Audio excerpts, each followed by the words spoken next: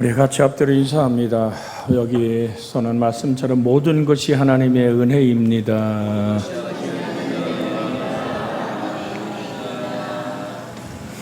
사도 바울은 고백합니다. 나의 나된 것이 하나님의 은혜라. 오늘 여러분과 같이 나누고자 하는 하나님의 말씀이 나를 따라오너라. 여러분, 이 말씀 속에서 보면 제자들을 부르시는 예수님의 모습에서 깨닫게 되는 네 가지가 있습니다. 첫째는 하나님께서 택해 주셨다는 겁니다. 내가 하나님을 선택한 것이 아니라 하나님이 나를 선택하셨다는 겁니다. 에베소 1장 4절로 6절에 보면 언제 선택했다 그럽니까?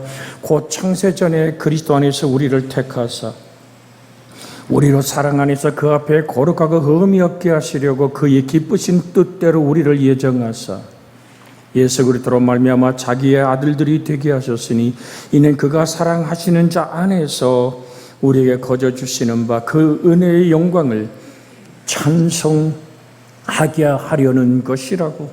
창세 전에 나를 그리스도 안에서 택했다는 얘기 뭡니까? 내가 뭘 가졌기 때문에, 내가 어떤 지식이 나보다 축출하기 때문에, 내 미모가 아름답기 때문에, 또한 내가 어떤 가문에서 태어났기 때문이 아니란 얘기입니다. 창세 전에 나를 선택하신 하나님은 오늘도 제자들을 부르실 때 하나님이 친히 택하여 부르셨다는 이 사실을, 내가 하나님께 지목되었고 창세전에 택함을 입었기에 복음이 부딪혀올 때 내가 예수님을 구주로 영접하여 이 자리에 있게 된 것이 하나님이 나를 선택하심입니다. 하나님 나를 택하셨다는 얘기는 하나님이 나를 심히도 좋아하신다는 말입니다. 여러분, 우리가 생선이 쭉 있는 오늘 그 생선 코너에 가도 이것 한번 들어보고 저것 한번 만져보고 이렇게 살피고 저렇게 살피면 사실 생선이 거기서 거기죠. 몇 자름 더 붙었습니까? 그런데도 내가 한 생선을 사서 값을 치를 때는 내가 좋아서 택하는 거잖아요. 지금 여러분이 나와 입고 있는 모든 옷들도 여러분이 좋아서 택한 옷을 입고 앉아 계십니다. 지금 우리 홍영표 집사님하고 강창근 집사님하고 입은 스타일은 같은데 색깔이 다르거든요. 만약에 바꿔 입으라 그러면 바꿔 입을까? 라고 한번 의문을 붙여봅니다. 왜요? 내가 좋아서 택했으니까. 여러분, 하나님이 나를 선택했다는 얘기는 하나님이 나를 심히 좋아하신다는 말입니다. 그래서 우리 다시 한번 인사 나눕니다. 하나님은 당신이 심히 좋아서 택하셨습니다.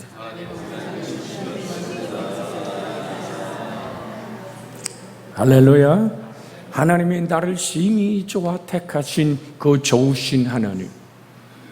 그렇게 하나님의 선택은 시작됩니다. 하나님께서 택해 주셨다고 하는 것이 어부를 선택했다는 겁니다. 여기서 느끼는 것은 하나님은 사람을 구별하지 않는다는 것입니다. 예수님의 제자들은 대부분이 서민층이었습니다. 그 중에도 세상 기준으로 가장 똑똑하고 정말로 도시 출신이었던 사람은 가룟 유다 하나뿐입니다.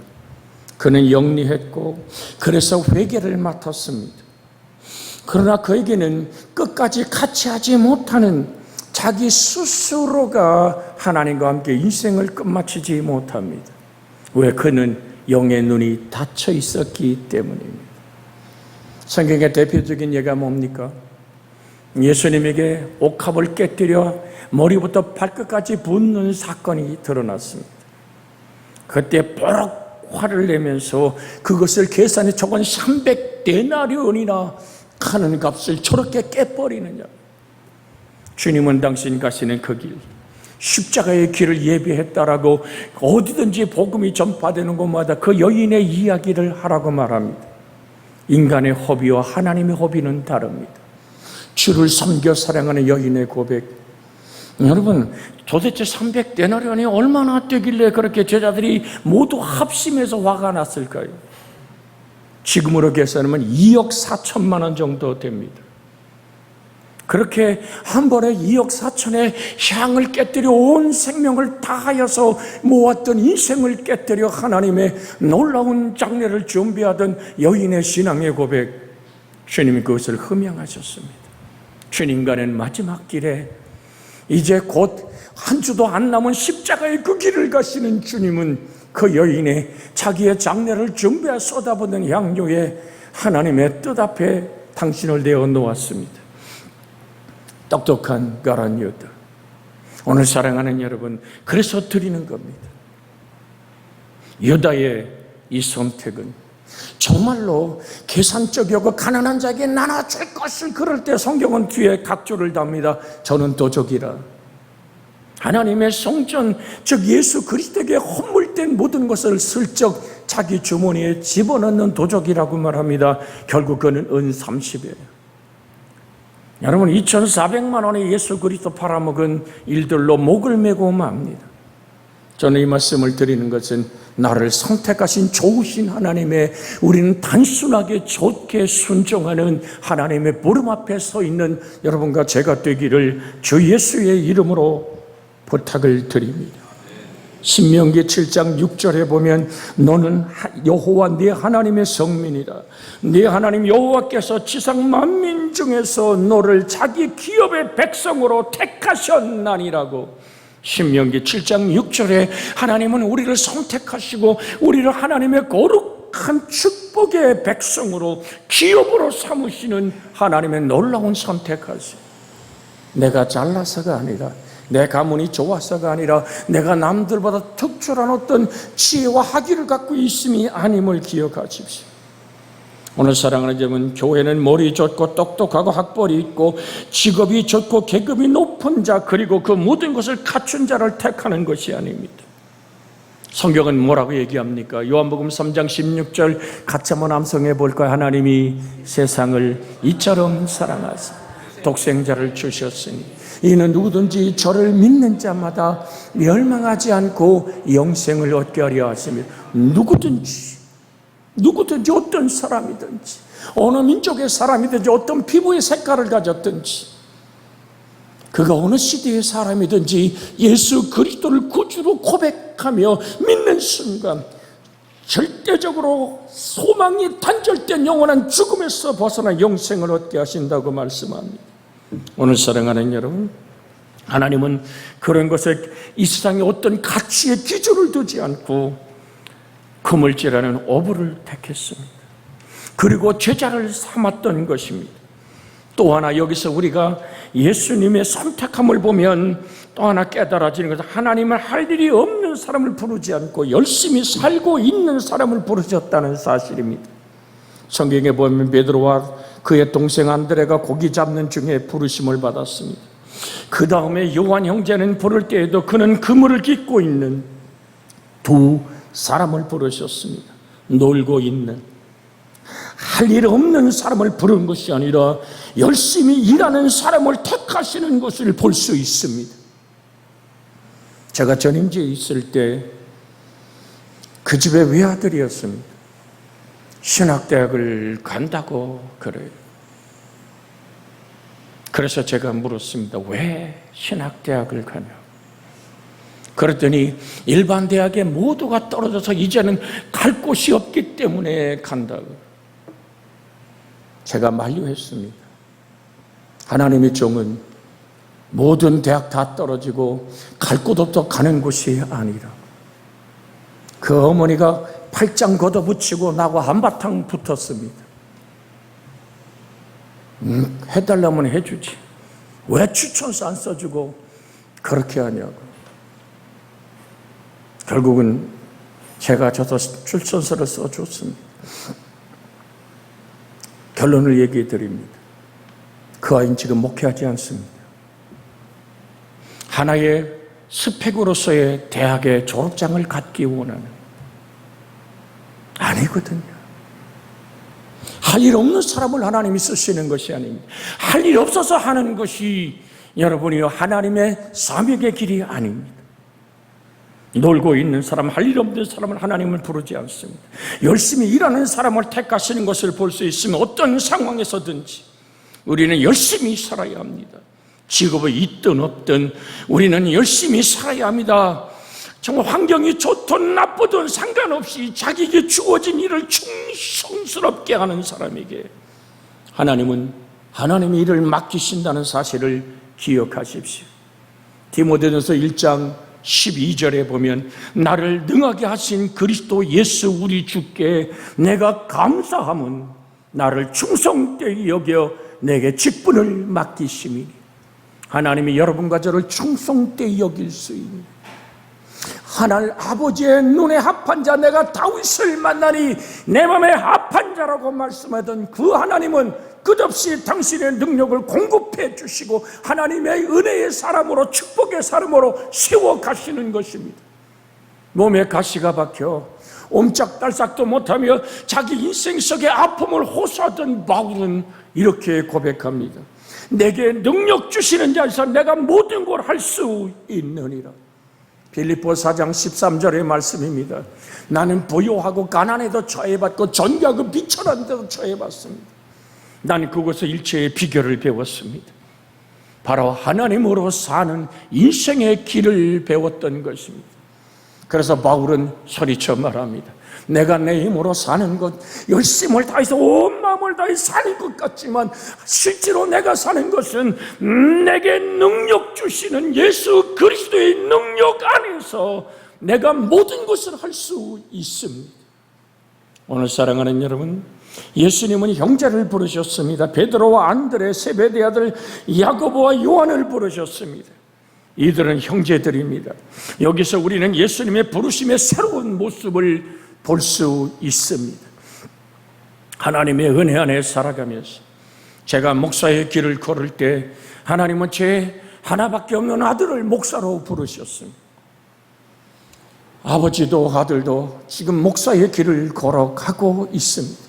하나님의 놀라운 은혜임을 감사하며 저희를 한번 돌아봤을 때 아버지와 아들이 한 시대의 목사로 살아가는 가정이 얼마나 됩니까?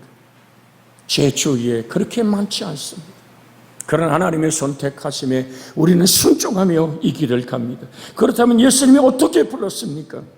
오늘 19절의 본문의 말씀처럼 말씀하시되 나를 따라오너라. 하나님이 나를 따라오라고 부르신 겁니다. 이게 예수님의 부름입니다. 듣는 사람에 따라 분명하게 듣는 사람도 있고 불분명하게 듣는 사람도 있을 뿐이지 주님은 언제나 분명하게 부르십니다. 선교사로 부른 사람이 있습니다. 목사로 부른 사람이 있습니다. 세상의 직장인으로 부른 사람도 있습니다. 우리는 세상에서 살아야 합니다. 그러나 선교사로 부르면 반드시 선교사의 길을 가야 하는 것입니다. 정말로 저 네팔에 가서 평생을 바쳤다는 의사의 고백을 들어봅니다. 여러분, 50대에 들어선 의사, 저번에 모든 사람이 안타깝게 가슴 두드렸던 저 서울의 아산병원에 한 그 동맥을 수술하신 최고의 권위자가 자전거를 타고 가다가 트럭에 치여 세상을 떠났던 이야기. 그 손길에 수많은 사람들이 살아났죠. 최고의 영광의 자리는 의사 선생님으로서 완전히 전문의로서 50대가 딱 넘어서는 순간은 전문의로 누구도 손댈 수 없는 탁월한 의술을 갖게 됩니다. 그런데 기도 기피하다가 하나님의 종으로 선교사로 저 외지고 힘들고 외면된 땅으로 가라는 주의 목소리가 들려옵니다. 아멘. 순종하고 모든 의료기구를 가지고 선교사로 떠나기로 결정합니다. 그때 아내가 말합니다. 여보, 애 고등학교만 졸업하고 가면 안 될까? 여보, 어머니가 이제 연로하신데 어머니 이 땅에 장례 치른 다음에 가면 안 될까? 그때 의사 선생님이 이렇게 말합니다. 나는 내가 최고의 자리를 하나님께 드리고 싶다. 내 인생의 최고의 황금길을 하나님의 것으로 드리고 싶다. 하나님의 부름에 순종한 아내와 이 의사 선생님은 보따리를 쌉니다.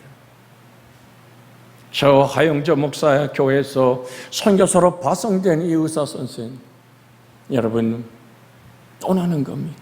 왕진 가방을 들고 오늘 하루 온종일 걸어 산을 넘어 그 사람이 어떤 의학 박사인지 누구든지 알지 못하는 그 외진 곳에서 그들을 치료하며 예수의 사랑을 전달하며 평생을 살아난 선교사의 이야기.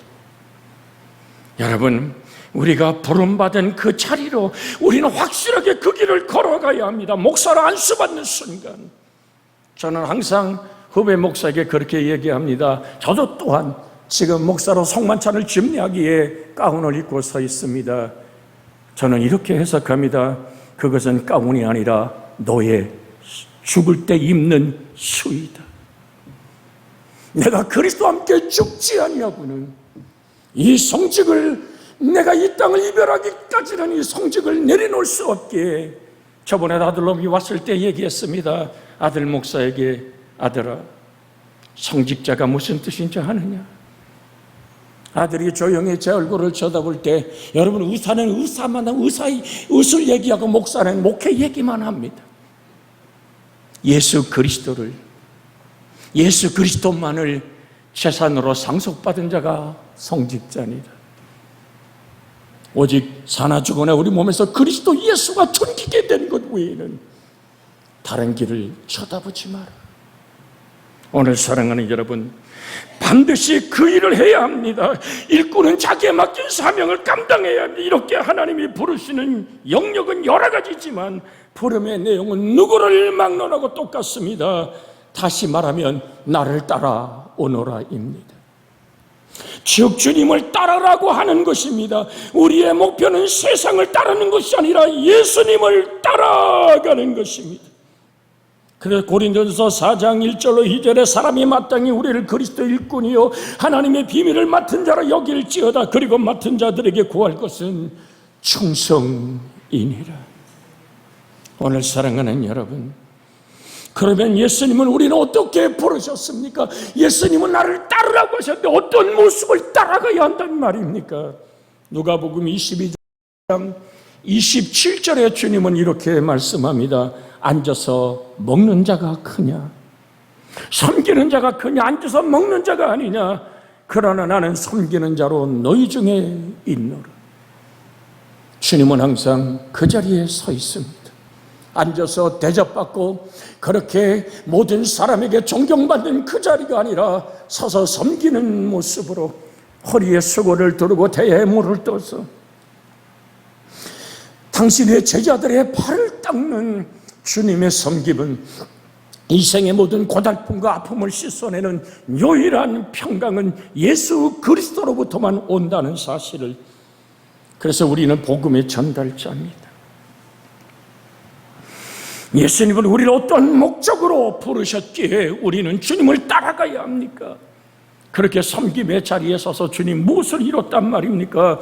베드로에게 주님은 이렇게 말합니다. 너희를 사람을 낚는 어부가 되게 하리라는 것입니다. 주님의 목표입니다. 어떤 직업이 있든지 어떤 종류의 삶을 살든지 궁극적으로 중요한 것은 사람을 낚는 어부가 되는 것입니다. 내 직업 속에 가정주부 엄마로서의 경우에도 같습니다. 아기를 키우는 일 가운데도 그 가정에서 사람을 낚는 어부의 일을 하게 하는 것이 주님의 궁극적인 관심사입니다. 우리 한번 옆에 사람을 확인합니다. 당신을 사람을 낚는 어부로 부르셨습니다. 무엇으로 사람을 낚습니까? 마태복음 5장 16절에 주님은 이렇게 말씀하십니다. 마태복음 5장 16절. 한번 여러분 성경을 찾아 읽었으면 좋겠습니다. 마태복음 5장 16절입니다. 읽습니다. 이같이 너희 빛이 사람에게 비추게 하여 그들로 너희 착한 행실을 보고 하늘에 계신 너희 아버지께 영광을 돌리게 하라. 지금도 그렇지만 저 앞바다를 바라보면 밤에 빨간 집어등이 켜있지 않습니까? 거기서 수많은 오징어들을 낚아내는, 정말 온 바다를 그렇게 불밝히는, 대관령을 넘어올 때 동해 바다에 떠있는 수많은 오징어를 낚는 그 밝은 불을 봤을 때 저기가 강릉인가 하는 착각을 느낄 정도로 밤바다는 그렇게 오징어들을 낚고 있습니다. 주님은 말씀하십니다. 너희 빛이 사람에게 비추게 하라. 잠언에 보면 사람은 여호와의 등이라 그랬습니다. 내 안에 켜진 예수 그리스도의 빛, 그것은 바로 금방 드렸던 말씀처럼 앉아서 먹는 자가 크냐 섬기는 자가 크냐 앉아서 먹는 자가 아니냐, 그러나 나는 섬기는 자로 너희 중에 있느니라. 내가 섬김과 사랑의 빛으로 주 예수의 생명의 빛으로 비춰지기를 원하시는 하나님의 그 빛으로 사람을 낚아라. 오늘 주님은 우리를 그렇게 지금 부르시고 계신 겁니다. 너희 착한 행실을 보고 하늘에 계신 너희 아버지께 영광을 돌리게 하라. 너희의 착한 행실이 사람을 낚는 도구이다라는 얘기죠. 무엇이 착한 것입니까? 사나지고 나는 몸에서 그리스도가 존귀케 되기 원하는, 오른뺨을 맞을 때 왼뺨을 돌려대는 착함, 속옷을 가지고 재판 거는 사람에게 고도까지 내어주고 억지로 우리를 가진 사람에게 심리까지 같이 걸어가주는 이 착한 행실, 여러분 어떻습니까? 내 안에 예수 그리스도가 들어와 살아있으면 여러분의 남편이 깜짝 놀랄 때도 있으면, 전에 같으면 한바탕 전쟁이 벌어질 텐데 우리 집사람이 참아주네. 그냥 넘어가는 것 같지만 나의 주 예수의 십자가의 나를 못 받고 내 남편이 영접한 하나님의 형상과 모양으로 지음받은 남편의 모습 속에 계신 주님의 얼굴을 보며 미소 짓는 주 예수의 섬김과 나눔과 희생과 헌신의 착한 행실, 예수를 그리스도를 드러내는 그 삶으로 사람을 낚으라고 주님은 오늘도 여러분과 저를 부르십니다. 골로새 1장 10절에 보면 주께 합당하게 행하여 범사에 기쁘게 하고 모든 선한 일에 열매를 맺게 하시며 하나님을 아는 것에 잘하게 하신다고 말합니다. 주께 합당하게 행하여 범사에 기쁘게 하시며 모든 선한 일에 열매를 맺게 하는 하나님의 기쁨이 되었던 저 에녹처럼 그렇게 우리는 하나님의 기쁨이 되기를 원합니다. 디도서 2장 13절 14절에 복스러운 소망과 우리의 크신 하나님 주 예수 그리스도의 영광이 나타나심을 기다리게 하셨습니다. 그가 우리를 대신하여 자신을 주시면 모든 불법에서 우리를 속량하시고 우리를 깨끗게 하사 선한 일을 열심히 하는 백성이 되게 하려 하십니다.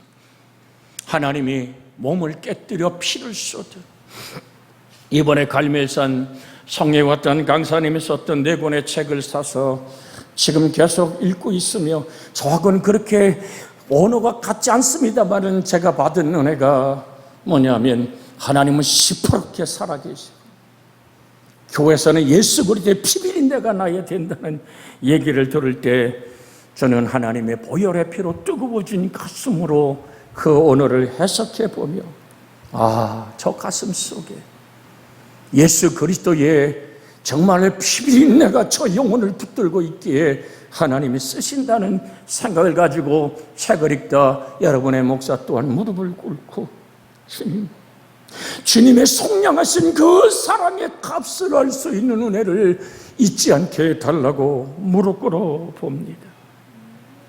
여러분 어떻게 따라가는 걸까요? 오늘 성경은 20절에 이렇게 말합니다. 그들이 곧 그물과 배를 버려두고 예수를 따르니라. 22절에 그들이 곧 배와 아버지를 버려두고 예수를 따르니라. 마지막으로 부름받은 사람들의 그 반응은 배와 부친을 버려두고, 버리지 않고는 취할 수 없습니다. 옛사람을 벗어야 새사람으로 지음을 받을 수 있습니다. 그래서 에베소 4장 21절로 24절에 있는 말씀에 이렇게 성경은 말합니다. 진리가 예수 안에 있는 것 같이 너희가 참으로 그에게서 듣고 또한 가르침을 받았을진데 너희는 유혹의 욕심을 따라 썩어져가는 구습을 따르는 옛사람을 벗어버리고 오직 너희 심령이 새롭게 되어 하나님을 따라 의와 진리의 거룩함으로 지으심을 받은 새 사람을 입으라. 예수 그리스도로 새로워진 새 사람을 옷 입기를, 의와 진리와 거룩함으로 지음받은 새 사람을 입어라. 사랑하는 여러분, 여기에 그 말씀을 영접하여 그 이름 안에서 자유하는 여러분과 제가 되어지기를 주 예수의 이름으로 축복해 드립니다. 이번 집회에 참석했던 우리 이창원 집사님 쌍둥이 두 딸이 그렇게 얘기했대요. 야, 강사님은 참 재밌게 저렇게 아주 그냥 모두가 기쁘게 하는데 우리 목사님은 왜 그렇게 설교를 못해? 그래서 전양희 집사가 대답했대요. 우리 목사님도 부흥회 가면 재밌게 해 그랬대요. 근데 사실을 말씀드립니다. 부흥회 가면 더 심각합니다. 제가 집회에 서서 첫 시간부터 끝 시간까지 앉은 성도들의 눈물을 흘리는 모습을 봅니다. 죄와 허물을 벗어내고 하나님 아닌 것들을 비워내는 아픔의 고난의 그 눈물 속에서 그리스도를 만나게 또한 합니다.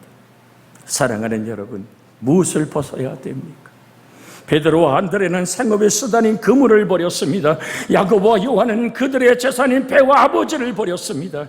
현실에 얽매여 있는 사람은 하나님 일을 하기가 어렵습니다. 그러나 이 말은 직업을 버리고 부모를 버리라는 뜻이 아니라 주님을 섬기는 데 우선순위가 있어야 한다는 뜻입니다. 이것을 우리는 마태복음 10장 37절에서 다음과 같이 우리는 만날 수 있습니다. 마태복음 10장 37절을 펴서 한번 읽습니다. 마태복음 10장 37절입니다. 아버지, 나 어머니를 나보다 더 사랑하는 자는 내게 합당하지 아니하고 아들이나 딸을 나보다 더 사랑하는 자도 내게 합당하지 아니하며 또 자기 십자가를 지고 나를 따르지 않는 자도 내게 합당하지 아니하니라. 사랑하는 여러분, 이 말씀은 여러분이 돈과 명예와 권세보다도 하나님을 더 사랑하고 부모와 자식보다도 하나님을 더 사랑하라는 말로 이 말씀은 우리에게 주어져 있습니다. 그래서 하나님은 아브라함에게 이삭을 바치라고 명령했던 것입니다. 모리아 제단에 이삭의 목에 칼을 내미는 순간에 창세기 22장 12절에 보면 사자가 이르되 그에게 내 손을 대지 말라, 그에게 아무 일도 하지 말라. 내가 내 아들 내 독자까지도 내게 아끼지 아니하였으니 내가 이제야 내가 하나님을 경외하는 줄 아노라. 우리는 여기서 갈등이 생깁니다. 그러나 하나님은 우리에게도 이러한 삶을 요구하시는 겁니다. 부름받은 사람은 세상 것에 얽매이는 사람이 아니라 세상을 다스리는 존재의 하나님과 하나 되어 세상 위에 서 있는 사람이기를 원하는 겁니다. 소유의 그릇이 비워지면 존재의 하나님의 손이 나의 인생을 붙들 때 물질과 세상과 권세는 그 하나님의 권능 앞에 다스려지게 되어 있습니다. 히브리서 12장 1절 2절에 그러므로 우리에게 구름같이 둘러싼 허다한 증인들이 있으니 모든 무거운 것과 얽매이기 쉬운 죄를 벗어버리고 인내로서 우리 앞에 당한 경주를 경자의 믿음의 주요 또 온전케 하시는 이인 예수를 바라보자. 그는 그 앞에 있는 기쁨을 위하여 십자가를 참으사 부끄러움을 개치 아니하시더니 하나님 보좌 우편에 앉으셨느니라. 주님은 우리에게 나를 따라오라고 명령하십니다. 모든 것을 버리고 따라오라고 명령하십니다. 주님을 바라보고 따라가면 우리가 버렸던 것보다 더 많은 것으로 축복해 주시는 하나님을 만납니다. 이게 그리스도의 믿음의 정말 역설 같은 얘기입니다. 하나님 아닌 것 내가 버리고 비우고 벗어내고 오직 주 하나님을 향해서 온전한 소망을 가질 때 나의 필요가 있을 때 손끝을 내밀면 모든 것은 내 손끝에 닿도록 하나님이 더해 주십니다. 하나님의 은혜를 우리는 경험할 수 있습니다. 나는 그 하나님을 전국을 30년 드나들며 경험했습니다. 오늘도 경험합니다. 하나님, 내가 비운 것만큼 내가 믿음이 됩니다. 그 믿은 것만큼 하나님은 당신의 뜻을 이룰 때 모든 것을 더해 주시는 능력으로 우리에게 다가오시는 겁니다. 그래서 끝으로 여러분에게 드리는 말씀은 마태복음 6장 33절에서 34절에 그러즉 너희는 먼저 그의 나라와 그를 구하라. 그럼 이 모든 것을 너희에게 더하시리라. 그러므로 내일 일을 위하여 염려하지 말라. 내일 일은 내일 염려할 것이 한날의 괴로움은 그날의 족하니라. 즉 우리가 염려하던 모든 것을 하나님은 분명하게 채워주십니다. 주 예수를 따라가는 목표를 확실하게 결정하십시오. 주님이 야이로의 죽은 병든 딸을 사실 고치러 갈 때 죽었다고 소식이 옵니다. 잠깐 머물러 서는 순간 한 여인이 예수님의 옷자락을 만집니다. 병원에 가보았고 수많은 약을 먹어보았고 수많은 의사에게 괴롭만 당하던 그 여인, 혈루병 12년의 여인, 여러분 잘 들으십시오. 혈루병에 피가 계속 흐르는 그 여인은 율법에 의하면 사람이 내게 다가왔을 때 그는 반드시 말을 해야 됩니다. 나는 부정된 여자입니다.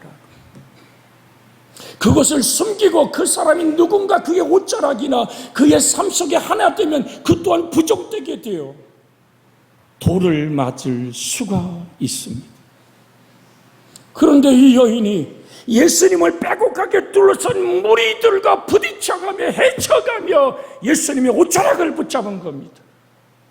이게 무슨 사건인 줄 압니까? 그 여인이 혈루병 환자라는 것을 알고 그 여인이 그대로 주님으로부터 자유를 얻지 않았다면 그는 동고밖에 끌려내어 돌 맞아 죽을 수도 있습니다. 왜? 그는 혈루병 환자요, 온몸에 정말 피를 흘리고 있는 율법에 부정된 여인이었기 때문입니다.